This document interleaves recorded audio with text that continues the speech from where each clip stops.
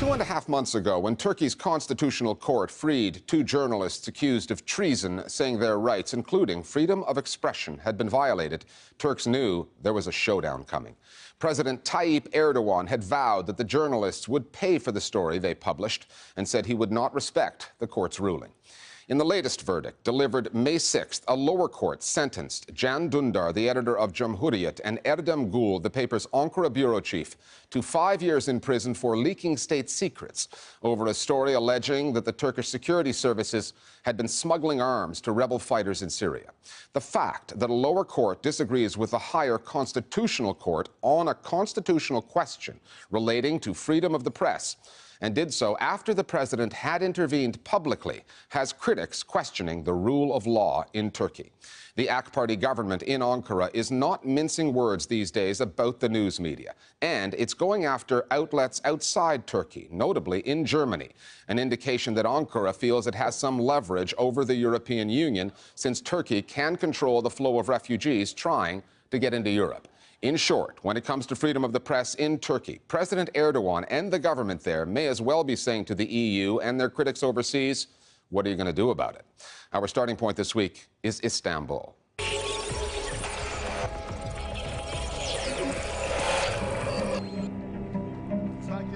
The case against the Cumhuriyet journalists took a bizarre turn just before the verdict came down. A gunman fired shots at the paper's editor, missing Can Dündar, slightly wounding a nearby reporter. Shortly thereafter, Dündar and his colleague Erdem Gül were convicted and sentenced to 5 years in jail. 2 saat içinde 2 suikast yaşadık. Birisi silahlıydı, diğeri yasaldı. Turkey claims to have a sound democracy, constitutionally assured.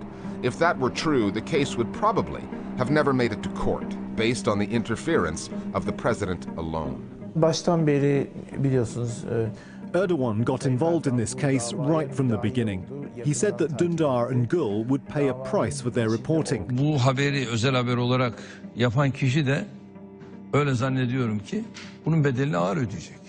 And this is important because it shows there was political interference with the judiciary.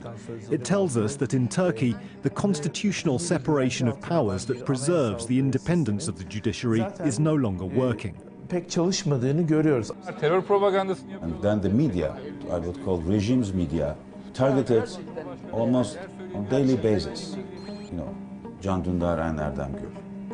They have created a very hostile atmosphere in the country. They have demonized Can Dündar and Erdem Gül for doing their job, which is journalism. So they have criminalized journalism and anything which is detrimental. The legal case is complicated. The original decision to free the defendants in February was made by a higher court, Turkey's constitutional court. That's the judgment President Erdogan refused to recognize. Verdiği kararı da uymuyorum, saygı da duymuyorum. Then the second ruling from a lower court ended in the convictions. Erdogan's defenders, and there are plenty in the Turkish media, tend to sidestep the president's involvement in the case, which is difficult to defend. Their arguments are largely procedural. Yes, the president's words drew criticism from many people, but the Constitutional Court's decision on their arrest was seen as beyond its judicial powers. And it's not only Erdogan who said this. There's a widespread notion that the constitutional courts are behaving more as activists, which is beyond their powers.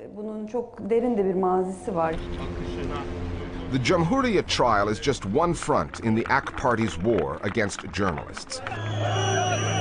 3 months ago, the government took over Zaman, Turkey's biggest newspaper, which was affiliated with the Gulen Group, a religious and social movement that supported Erdogan until 2013. These days, Erdogan calls his former Gulenist allies terrorists, and the government has gone after their news outlets. There's a pattern here. When another media conglomerate, Doğan Yan, fell out with Erdogan in 2009, it suddenly got fined for back taxes, $2.5 billion. It's now a shell of its former self. The latest twist relates to what is said about Turkey and its president in other countries. More and more foreign reporters are being denied re-entry visas, effectively locked out of Turkey. When a comedian lampooned Erdogan on German television, Turkey demanded Germany prosecute him. Prosecutors are now looking into the case, which German free speech advocates deplored. Germany and the European Union have recently cozied up to Turkey, tempering their criticism on media freedom there, following the deal reached 2 months ago, when Turkey agreed to stem the flow of Syrian refugees through its borders and into Europe. Clearly, there's been an attempt by the European Union to appease Mr. Erdogan. They have decided to put their own interests first, and their own interests are in getting Turkey to stop the flow of refugees. They are prepared to make concessions to appease Mr. Erdogan to stop this from happening. But even that appears to be breaking down. Turkey is pushing the envelope so far that at a certain point, Europe is exasperated. So that very deal is in danger of breaking down now. This Syria policy has taken the EU hostage through the refugee crisis. Erdogan took the initiative to use the refugee crisis in blackmailing the EU and to link with the domestic agenda. But Europe had to stay silent for a long time when the regime was killing journalism in Turkey. The EU is seen as hypocritical. Sure, there are problems in Turkey, but no more than in any European country. In Europe, journalists are tried in cases that are similar to Dündar's for revealing state secrets. Just recently in Germany, 5 journalists were tried in a similar case. That is not accurate. German prosecutors say they are investigating 5 journalists over a story about weapons shipments to Mexico. But no charges have been laid. No one is on trial. There really is no comparison. However, the primary media story in Turkey is about the journalism there. The gunman outside the court that day has reportedly said he wasn't shooting to kill. He was aiming at Can Dündar's leg. Apparently, he just wanted to scare him. In that respect, the gunman may be a mere byproduct of President Erdogan and the government, who have scared so many journalists and activists into silence. The atmosphere is significant because within it, not only are journalists punished, but others are also encouraged to punish them. There will be those who calculate that if they, in one sense or another, punish those who are speaking out against the government, then they may be rewarded.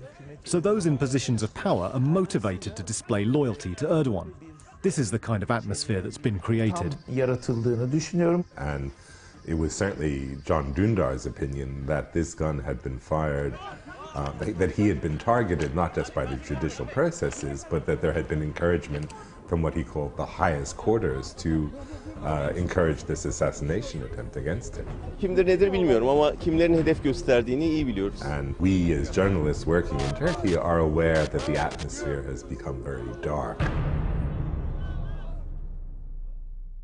On the download now, our viewers with some thoughts on the state of journalism in Tayyip Erdogan's Turkey. The state, now represented almost solely by President Erdogan, has a responsibility to protect. And so far, it hasn't been the case. Instead, there has been a lot of criticism and direct pointing out the fingers towards journalists. So you figure yourself out who's responsible for this climate. President Erdogan does not take legal action against journalists unless there is a heinous attack against his personality and family. The comments of the German satirist Jan Böhmermann attacked not only Erdogan but all Muslims in general. Europe should not be kind to vicious people, including journalists, who paved the way for new racist and Islamophobic remarks that don't have anything to do with reporting or free speech.